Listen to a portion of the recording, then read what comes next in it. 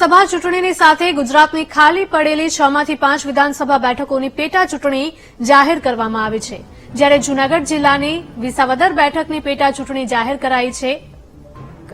નથી કરવામાં આવી। મળતી વિગતો પ્રમાણે 2022ની વિધાનસભા ચૂંટણીમાં ત્રિપાંખીયો જંગ હતો। કોંગ્રેસમાંથી આવેલા હર્ષદ રીબડિયા ભાજપના ઉમેદવાર હતા, જ્યારે આપમાંથી ભૂપત ભાયાણી ઉમેદવાર હતા। ભૂપત ભાયાણીએ હર્ષદ રીબડિયાને હરાવ્યા હતા અને 7000 મતથી હારેલા હર્ષદ રીબડિયાએ ભૂપત ભાયાણીને ચૂંટણીની એફિડેવિટમાં કેટલીક વિગતો છુપાવી હોવાનો દાવો કરીને હાઈકોર્ટમાં અરજી કરી હતી। ભાયાણી સામે ક્રિમિનલ કેસ નોંધાયો હોવા છતાં વિગતો છુપાવ્યાનો દાવો કરાયો હતો। ભાયાણીના દીકરાના નામે કારખાના હોવાની વાતને પણ છુપાવી હોવાથી લોકપ્રતિનિધિત્વ ધારા અંતર્ગત હાઈકોર્ટમાં અરજી કરી હતી। ભૂપત ભાયાણી ડિસેમ્બર 2023માં ધારાસભ્ય પદેથી રાજીનામું આપીને ભાજપમાં જોડાયા। વિસાવદર બેઠક ખાલી પડી છે।